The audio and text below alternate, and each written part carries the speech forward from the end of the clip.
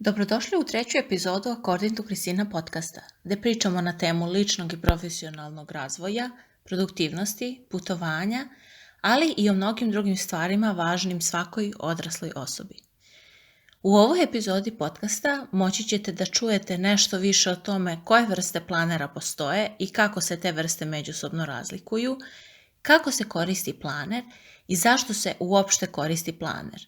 Naravno, bit će tu i nečega o mom iskustvu upotrebe planera, odnosno rokovnika, i šta je to što ja koristim u ovom periodu. Pre nego što počnem sa ovom epizodom podcasta, želim da naglasim da mislim da je ova tema veoma važna i da je generalno organizacija vaših obaveza i života važna za postizanje vaših ciljeva. Ukoliko me pratite neko vreme, bilo na društvenim mrežama, bilo na blogu ili sad i na podcastu, znaćete koliko se zapravo zalažem za unapređenje lične organizacije i upravljanja vremenom. S obzirom na to da vidim da mnogi dalje lutaju u ovom aspektu na našim prostorima, u smislu planiranja organizacije vremena, odlučila sam se i da snimim ovu epizodu. Pa hajde da počnemo. Najprije da vidimo koje to vrste planera postoje. O ovome bi stvarno mogla veoma dugo da pričam i deluje kao jednostavno pitanje, ali zaista je dosta široka oblast.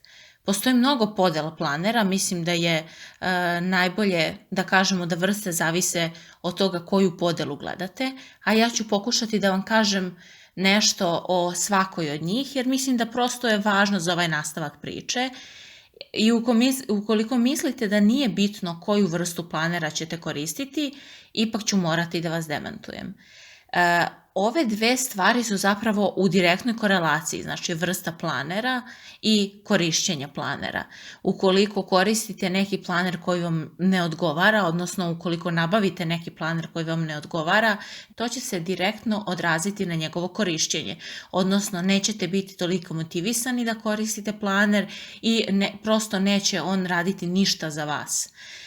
Od vrste planera zapravo i odabira tehnike za planiranje zavisit će i način upotrebe vašeg planera, kao što smo već rekli. I hajde da konačno vidimo koje to vrste planera, odnosno rokovnika postoje, odnosno koje podele planera postoje. Dakle, ovako, prva je podela planera prema platformi. Kada kažem platforma, mislim zapravo na to gde se vaš planer nalazi, odnosno da tako kažem u čemu se on nalazi. Vaš sistem za planiranje se može nalaziti u nekoj aplikaciji ili programu ili nekoj online nekom alatu ili u svesci na listu ili u rokovniku, pa tako razlikujemo digitalne i papirne planere. Prva je podela na digitalne i papirne planere. O prednostima i nedostacima i jednih i drugih verovatno bih mogla da pričam i po nekoliko sati, ali suština je u tome da sve zavisi od vaših preferencija. A ukoliko ste, na primjer, neko ko je dosta navikao da koristi tehniku u svom životu, kod koga je dosta toga automatizovano i online, vi ćete bez problema da radite u digitalnom planeru. Međutim, ako ste neko kao ja ko voli prosto papir i voli razni kancelarijski materijal, različite sveske, rokovnike, hemijske i upotrebu markera i slično, vi ćete se pak odlučiti za neki od papirnih planera ili rokovnika koji možete pronaći na našem tržištu ili ćete napraviti svoj papirni planer. Nekada sam čak toliko razmišljala o tome da li je bolje koristiti digitalni ili papirni planer da sam i napisala tekst. U tekstu koji možete pronaći na mom blogu, a koji se zove planer ili aplikacija šta koristiti za organizovanje, možete pronaći najvažnije prednosti i nedostatke upotrebe jednog i drugog, znači i tradicionalnog planera i neke aplikacije ili digitalnog alata. Ja ću ukratko samo da vam iznesem čisto da imate u vidu. Tradicionalni planer, recimo, neki od njegovih prednosti su što nemaju bateriju koja može da se isprazni, što ih ima u raznim veličinama, bojama i kvalitetima poveza i papira, što dosta ljudi pamti samo kad zapiše fizički na papiru, brže se koriste, znači nema čekanja da se aplikacija startuje i možete ih koristiti na mestima gde telefoni nisu dozvoljeni. Međutim, Naravno, i ako koristite smartphone aplikaciju ili aplikaciju za bilo koji pametan uređaj ili čak za kompjuter, one isto mogu biti veoma dobre za organizaciju, a neki od prednosti korišćenja aplikacije ili digitalnog alata za organizaciju su to što zauzimaju manje mesta, upotreba je laka i veoma intuitivna i moguća je momentalna sinhronizacija na drugim uređajima. Više o tome možete pročitati u tekstu koji ću vam ja izlistati na kraju ovog odeljka i koji se tiče toga da li je bolje koristiti digitalni ili papirni planer. Sljedeća podela planera je prema nameni. Što to zapravo znači? Iako u savršenom svetu mi imamo jedan planer koji koristimo za sve, u praksi to često i nije tako. Šta više, poznati stručnjak za organizaciju vremena Stephen Covey, koji je napisao knjigu 7 navika veoma uspešnih ljudi i koji je osmislio Franklin Covey sistem za planiranje koji je veoma poznat u Americi, on insistira na tome da je potrebno koristiti jedan planer za sve aspekte života, znači za vaš privatni deo života, poslovni, roditeljski, finansijski, znači sve. Međutim, to i nije uvijek najbolja opcija, bar za mene. Ja sam se recimo pronašla u više planera i hajde da vidimo sad koje uopšte to planere vi možete zapravo koristiti. To može biti lični planer, poslovni planer, porodični planer, fitness planer ili finansijski planer. Više o tome koje tačno sve planere ja koristim možete čuti kasnije gdje ću pričati baš o svojim iskustvima sa planiranjem, ali generalno ja sam veliki zagovornik korišćenja više planera, međutim naravno ne treba preterivati. Dobar primjer je moj finansijski planer, o tome imate i čitav tekst na blogu, odnosno planer financija. Ja sam recimo dosta dobru upotrebu našla za tu svesku koju sam odredila da bude moj planer financija. Pomoću nje ja vodim evidenciju koliko novca trošim, na šta ga trošim, gdje moj novac odlazi, koliko sam uspjela da uštedim i slično.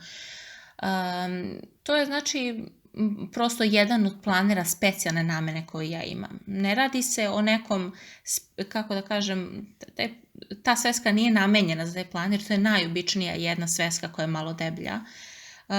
Nije u pitanju neki kupovni planer financija, prosto nešto što sam ja adaptirala prema svojim potrebama i koristim kao planer financija. Međutim, vi možete na našem tržištu naći i neke planere specijalne namene kao što je planer za recimo kozmetičare ili frizere koji imaju zakazano dosta termina, recimo pa to upisuju, ili recimo planer putovanja, to je isto veoma korisna stvar ko planira nekoliko mjeseci neka veća putovanja i slično, veoma korisno. Imate fitness planer, skoro je izašao jedan na našem tržištu, deluje jako zanimljivo, odnosno on je usmjeren ka životnim navikama, zdravim životnim navikama, to je isto zanimljivo. Znači, ako vam je potreba da imate neki baš strukturirani planer, onda možete poručiti neki specijalne namene, u suprotno možete samo neku svesku prilagoditi toj specijalnoj nameni, kao ja svoj planer za financije koji imam. Postoji podela prema tehnici planiranja. Kao što sam rekla u uvodu, upotreba planera zavisit će direktno i od tehnike planiranja koja vam odgovara. Kada prvi put koristite planer ili krenete sa njegovom upotrebom, bit će vam potrebno neko vreme da ustanovite koja tehnika planiranja vam odgovara. Kada kažem tehnika planiranja, na što tačno mislim? To podrazumeva strukturu planera. Znači, kako taj planer izgleda iznutra, da li ima neku strukturu u smislu da li imate mesečni, nedeljni pregled, da li nemate ništa od navedenog, da li ga koristite svaki dan ili jednom nedeljno i slično. U suštini imate planere koje kupite, oni uglavnom su prilagođeni nekoj tehnici planiranja. Mislim, ja to zovem tehnika, to su bukvalno te strukture planera, kakve mogu biti. Pa tako imamo horizontalne planere, vertikalne planere, datumirane planere, nedatumirane planere kao suprotne. Imate bullet journal, odnosno bullet planere, takozvane, i imate neke klasične rokovnike i slično. Ja rokovnike tipične u knjižari ne kupujem nikada. Previše su mi glomazni, nemaju unutra ništa što meni odgovara i slično, tako da o njima u principu ne pričam. Mogu samo da vam kažem nešto o ovim koji je moguće kupiti na našem tržištu. Na svu sreću u posljednjih 3-4 godine zaista cveta ponuda planera i rokovnika u regionu i to me zaista raduje, zato što pre toga zaista nismo mogli ništa kupiti što nam pomaže u organizovanju, morali smo sve sveske prilagođavati i slično, ali dobro, sada je došlo i neko bolje vreme, pa tako je moguće kupiti recimo horizontalne, vertikalne planere i slično. Razlika između datumiranih i nedatumiranih planera je naravno što datumirani već imaju unešene datume i ograničeni su na period za koji su datumirani, znači ako vam istekne jedan dan, vi ga niste koristili, nije moguće vratiti se na taj dan, ostaće vam prazno prosto u planeru i to je to.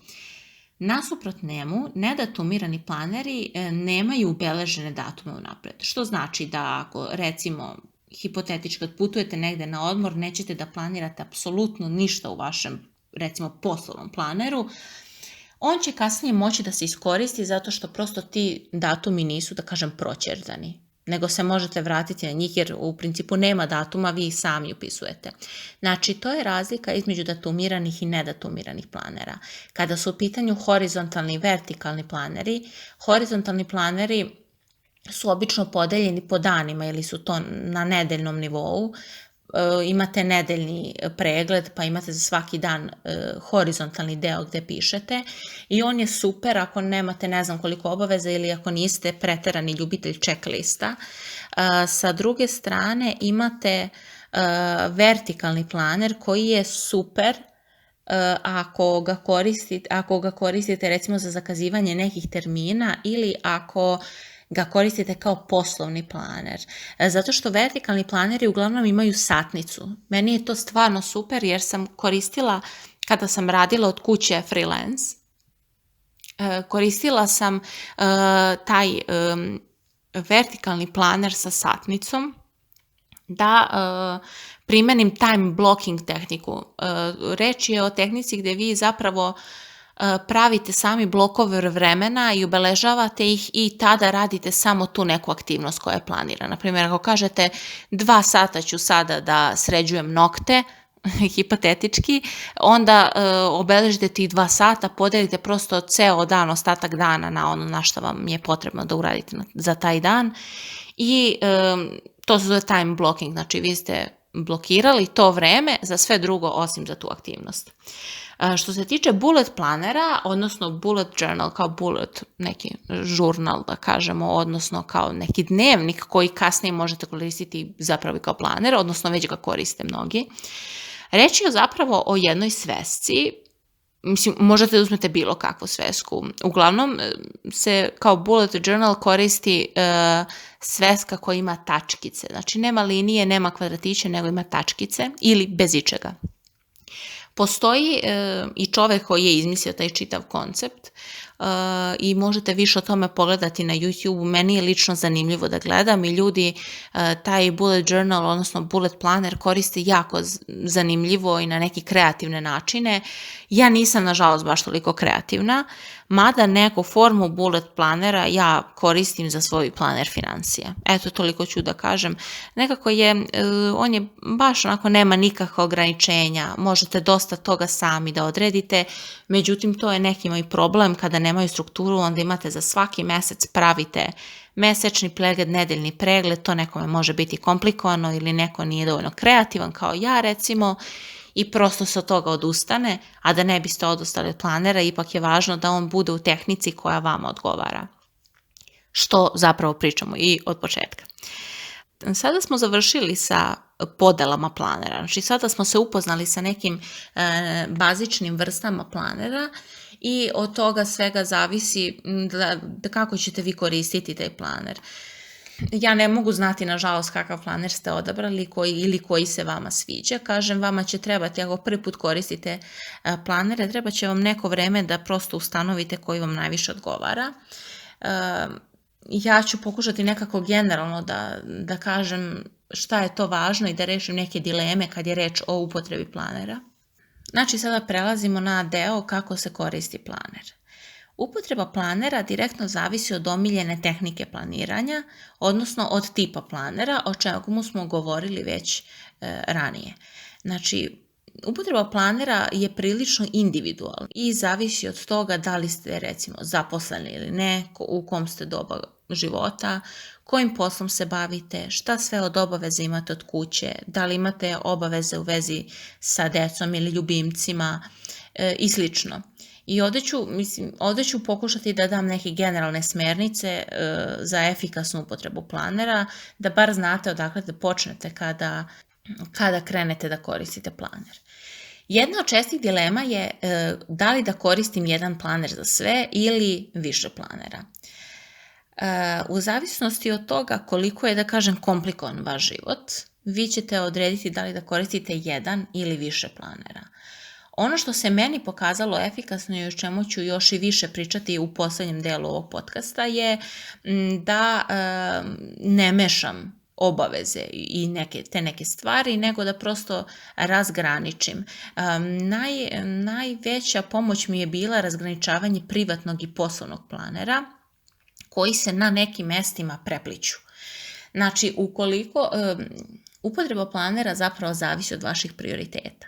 Ukoliko vam je prioritet, ukoliko vam je, recimo, razvoj karijere dosta važan, vi ćete možda imati više nekih sitnijih stvari, ili ako vam to nalaže vaš posao, možda ćete imati razne neke sitnije obaveze koje valja sve popamtiti i odraditi, pa je zato bolje da to prosto izdvojite na neku posebnu, bar listu, ako ne u poseban planer. Znači, prosto toliko imate tih stavki da ako stavite u privatni planer, zakrčit ćete mesto, nećete imati ništa više da napišete u njemu.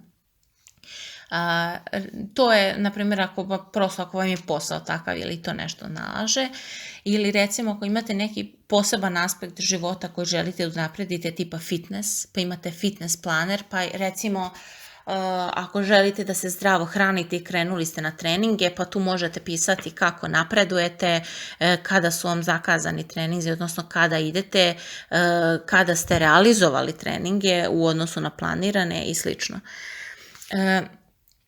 Još jedno često pitanje je u vezi sa tim kako da koristite planere je da li je bolje dekorativno ili funkcionalno planiranje i šta je efikasnije. O čemu zapravo se tu radi?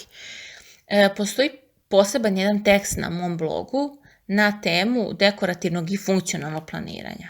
O čemu se zapravo radi? Ja ću dati neki kratak pregled, a ostalo bi bilo dobro da pročitate u tom tekstu. Ovako, šta je znači to dekorativno planiranje uopšte?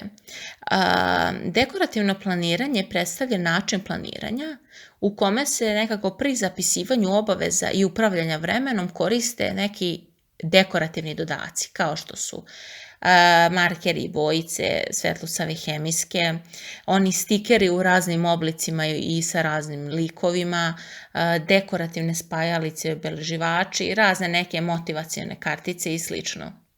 Nasuprot njemu, mi imamo funkcionalno planiranje, koje se odnosi na vrstu upravljanja vremenom i planiranja, gde je fokus više na produktivnosti, a manje na estetici. Često ga odlikuje neki minimalizam, jednostavne linije, monohromatski, odnosno crno-beli kolorit i upotreba jednostavnih olovaka ili hemijskih olovaka. Od toga koji sistem planiranja će vama biti bolji da koristite, zavisi od toga kakav ste tip. Ako ste neki vizualni tip, ako recimo kod mene, recimo ja volim da tu malo ima i roze nekih stvari i slično, malo cvetića i to. Ne preterano, ali zaista nekad volim to da postoji u svom ličnom planeru. Ja bi izabrala neki, kako kažem, poludekorativni stil, iako recimo moj poslovni planer nimalo nije dekorativan. To je, znači, razlika prosto u tome. da bih mogla da vam kažem kako tačno da koristite vaš planer, morala bi da znam koji planer ste izabrali. Sve zavisi od toga za koju vrstu, odnosno koju tehniku se odlučite. Najvažnije je u stvari da vi stvorite naviku upotrebe planera. Sada, navika kao i svaka druga, ona se stvara vremenom. Nekada morate i vi da uložite malo truda i da stavljate sve na papir, da bi taj papir mogao, da kažem, da vam vrati, odnosno da vam pomogne da se organizujete posle. Nekada je dobro recimo i da uskladite papirni i digitalni planer, ako vam je lakše recimo gledate preko telefona, a onda na mesečnom nivou više na papiru. Negdje ja mislim da je najbolja ta neka sinergija papirno i digitalno, tako da morate najprije istražiti šta vama odgovara, a onda kada ga koristite važno je samo da sve stavite na papir. Meni pomaže recimo da svaku obavezu stavim na papir i sve prosto što hoću da uradim i to onda vremenom obeležavam. Razna neka istraživanja su pokazala, ja sad ne znam da nabrojim, mogu to možda i da pronađem, razne istraživanja su pokazala da deluje psihički, na psihičkom nivou deluje pozitivno kada vi otkačite sa liste neku obavezu.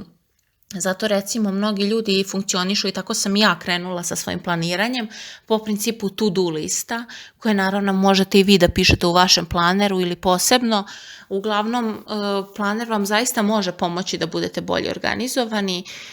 Sad, znači, kada je kod toga kako tačno se koristi, zavisi od tih tehnika. Nekome više prija da beleži na nivou sati šta će tačno da radi, šta treba da radi, nekome prija malo fleksibilniji način. Savjetujem vam da probate od svega pomalo. Spreman je tu i tekst dekorativno versus funkcionalno planiranje na mom blogu, pa isto možete više o tome da pročitate. A sada nastavljamo dalje sa podcastom i sljedeća tema o kojoj ćemo pričati je zašto se koristi planer. Svrha planera je da vam pomogne da se bolje organizujete, ali to je dosta širok pojam. Šta zapravo to znači uopšte? Ja sam izdvojila nekih 5 glavnih stvari zašto je dobro da se koristi planer. Prve je ako zaboravljate stvari ili obaveze.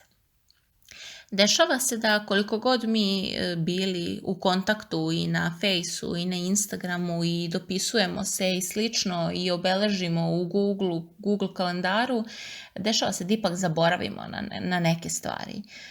Ne možete recimo zapamtiti baš svaki aspekt ili sve nešto što treba da uradite, pogotovo ako je reč o nekoj navici ili nečemu što je novo, što još nije utvrđeno, što nemate naviku to da radite. To je pogotovo problematično da se toga setite.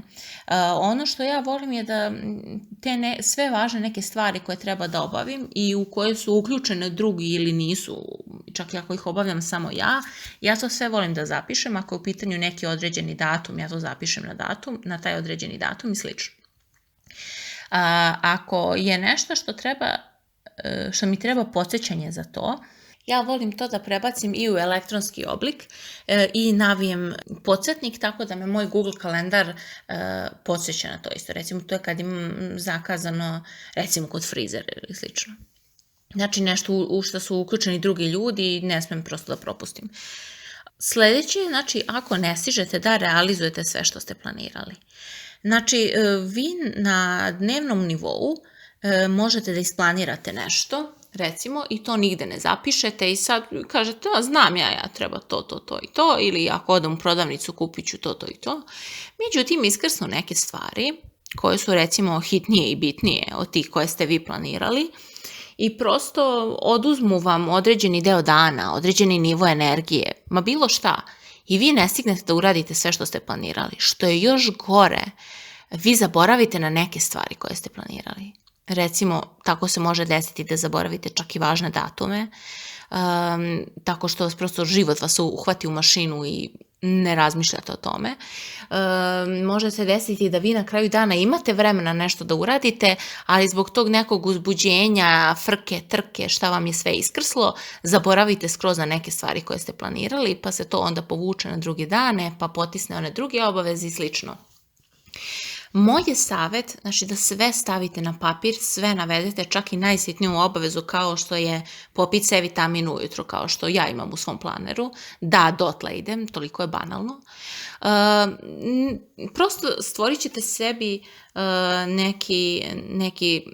neko vreme da uradite sve što ste planirali i prosto možete imati i pregled nedelje i meseca pa prebacivati te obaveze da vidite šta vam je za koji dan vam je slobodan i slično, da možete bolje to da rasporedite. Treći razlog zašto se koristi planer je ako nemate prioritete. Određivanje prioriteta je zaista važno i o tome sam pisala čak i nekoliko puta. Želela bi da svi mi možemo da odredimo naše prioritete lako, ali to nije uvek moguće. Ne mislim samo na posao i obaveze kao što je viđenje sa prijateljima, nego generalno i finansijske prioritete i sve. Imam čak i tekst o tome kako da odredite prioritete, možete ga naći izlistanog dole na kraju podcasta. Prosto ovaj planer će vam pomoći da kada izlistate sve obaveze koje imate da uradite na dnevnom, nedeljnom ili mesečnom nivou, ukoliko shvatite da za sve njih nemate vremena, odaberete one koji su vam prioriteti. I tako prosto poređate ih. Ja nekad recimo napravim listu obaveza i onda ako mi je baš neki dan haotičan, ja onda stavim brojeve pored po prioritetu, znači šta moram prvo da uradim. Nekoliko njih nabrojim, znači postoje, neki ljudi su osmislili recimo da imaju kao svaki dan 3 stvari koje apsolutno moraju biti urađene, a ostale kao tamo vamo, mislim zavisi. To je isto super stvar ako vam je teže da odredite prioritete, znači morate razmisliti šta je apsolutno važno da bude urađeno taj dan, šta je hitno ili bitno i onda tako dalje da rangirate. Sljedeći razlog zašto se koristi planer je ako trošite vreme ili novac na nebitne stvari. Ovo je direktno povezano sa prethodnim razlogom, a to je da nemate prioritete. Ovo je nešto slično, ali ipak malo drugačije. Planer će vam pomoći da vidite tačno šta ste vi radili u koje vreme, recimo, ako ste zaista revnosni pri obeležavanju tih obaveza, ili recimo u slučaju mog planera financija na što sam potrošila novac, i vi tačno možete da vidite na kraju meseca recimo neki pregled i da kažete aha, ovde nisam morala baš da idem na kafu sa tipa Tijanom danas jer sam imala da završim nešto za posao što sam zaboravila, pa onda sve dalje u tako nekom maniru. Znači možete posle da vidite da ste neke stvari mogli drugačije u odnosu na ono kako ste uradili. I onda ćete znati prosto za sljedeći put kad budete planirali da prvo konsultujete šta je sve potrebno za taj dan, pa onda tek da zakazujete novo, kako se prosto ne biste preblokirali. I 5. najvažniji razlog zašto se koristi planer je ako želite da stvorite dobre navike. Samim tim što ćete svakog dana beležiti da treba da uradite, na primjer, jednu specijalnu stvar, a to je recimo kao što je moje da pijem C vitamin svakog dana. Samim tim ponavljanjem to će vremenom postati navika. Znači, prisutna su ono različite istraživanja. Negde kažu 30 dana, a negde 20 i nešto dana da je potrebno da stvorite naviku. To je isto diskutabilno. Ja sam primetila da nekoliko nedelja je potrebno da ja svaki dan nešto radim da bi mi to ušlo, da kažem, u mozak kao neka navika, da se stvori prosto navika. Planeri su idealni za to, naročito ako koristite taj takozvani tracker, odnosno ako beležite tačno koji dan ste šta uradili. Recimo ja sam to radila kada sam pokušala da nakon nekoliko godina opet usadim naviku da pijem zeleni čaj svakog dana. ili tako nešto, znači možete da pratite koliko puta nedeljno vežbate, kada ste, na primjer, hranili se zdravo, kad niste, koliko puta nedeljno ste jeli slatko ili tako nešto slično, koliko puta nedeljno ste izašli na ručak u restoran. Sve zavisi, znači šta je vama važno da pratite. I to lepo možete da obeležavate u vašem planeru kada ste to izvršili i unapred kada treba to da izvršite i prosto kad vi vidite svakog dana to na listi, vi želite da ta lista bude čekirana. Sećate se, pričali smo o psihološkom efektu toga i prosto vi ćete se, vama će biti lakše i vi ćete se više potruditi da čekirate i tu jednu obavezu, to ćete uraditi čim pre. To su neki moji razlozi zašto ja koristim planer. To isto sve zavisi. Neko će reći sada, pa ja to sve mogu i bez planera, ja pamtim, eventualno zapišem u telefon, tamo vamo. Nije sporno, mislim ima, ljudi se različito organizuju, ali prosto ja želim da izvučem maksimum iz svog vremena. Mislim da se sve ili bar skoro sve može uraditi ako se dobro organizujete i stvarno to se na mom primjeru pokazalo baš delotvorno. Meni dosta pomaže i kod sticanja navika i slično, tako da stvarno vam savjetujem ako ne koristite planer da počnete što pre. Bar probajte. Za čitanje nešto sam vam izdvojila ovdje, to je jedan moj tekst malo stariji, ali i dalje dobar, zašto vam je potreban planer. Prosto ćete pročitati detaljnije to, ali tu ima nešto i o onim vrstama planera što smo pričali i prednostim korišćenja planera, ali evo recimo prednosti korišćenja planera, popis obaveza, adresar, mesto za recepte, eto to sam zaboravila da postoji mogućnosti i da imate planer za obroke, mesto za ideje, pregled financija, popis najvažnijih ličnih podataka, plan ishrane ili vežbanja i za registrovanje stvari kao što su težina, obroci i slično. Eto recimo to je nešto kratko iz tog teksta, možete pročitati sve na blogu, ja ću vam to izlistati dole. Znači, u principu, u zavisnosti i od ovoga, vi ćete znati kako da koristite vaš planer. Znači, da li ćete recimo, ako želite stvoriti naviku, vi ćete ga koristiti svakog dana, vi ćete upisivati da li ste uradili to što ste planirali za taj dan, čekirat ćete to u to-do listu, na kraju mjeseca napisat ćete recimo da li ste zadovoljni, niste zadovoljni, kako ste napredovali sa tom navikom ili recimo ako ćete koristiti finansijski planer u svrhu da ne trošite novac na nebitne stvari, vi ćete onda beležiti svaki dan koliko ste potrošili, na šta ste potrošili novac, dok ćete na kraju mjeseca pisati koliko ste ukupno zaradili, potrošili i uštedeli, da li ste izbacili iz trošenja nešto što nije bilo bitno i slično. Znači, kako ćete koristiti planer zavisi od milion stvari. Bukvalno. Tako da prosto pokušajte sve ove neke kategorije i sve ove neke namene i upotrebe planera da povežete jedno s drugim i tada ćete dobiti neki planer koji vama odgovara. Vi u stvari možete koristiti planer i na dnevnom nivou i na nedeljnom nivou i nositi ga na posao, recimo i van kuće ili ga ne nositi. Ja recimo svoj lični planer zaista ne nosim van kuće, imam samo jedan notes u torbi koji služi da ukoliko se nešto baš desi da mi neko nešto zakaže ili nešto, ja to ili u telefon ili nešto zapišem baš važno tu što treba pa posle prebacim u neki planer koji mi je bitan. Što se tiče mog iskustva sa planerima, to je ujedno i posljednji deo ove epizode ovog podcasta. Hoću da kažem da planere koristim već prilično dugo. Znači, još od srednje škole sam ja krenula sa nekim tako to-do listama, sa nekim sveščicama, rokovnicima, tamo vamo. Onda sam negde na fakultetu baš počela da koristim i ove kupovne planere, sada što ima da se kupe kod nas. Mogu da kažem da sam koristila sve najvažnije one marke planera koji se mogu kod nas naći, kao što su Smrčan Bo, Moj rokovnik, Minjino planeri, Print for Party, neke kao sveščice njihove, onda Planera, planer i tako razne neke, sad ne mogu možda ni da se setim baš svih, ali sve sam nešto isprobala i stvarno ima tu dobrih planera da se nađu, ne znam ni kako prosto da ih razlikujem, sve zavisi od toga kakve su vam preferencije, recimo zavisi od dizajna i od svega. Ja recimo trenutno testiram upotrebu horizontalnog planera, iako vertikalni planer sa time blocking tehnikom je super radio za mene, ali prosto ja ne radim više takav posao baš i treba mi malo drugačiji planer i slično. Znači, planiram, ajde može se reći preko 10 godina, od čega sigurno 5 u nekim strukturiranim planerima.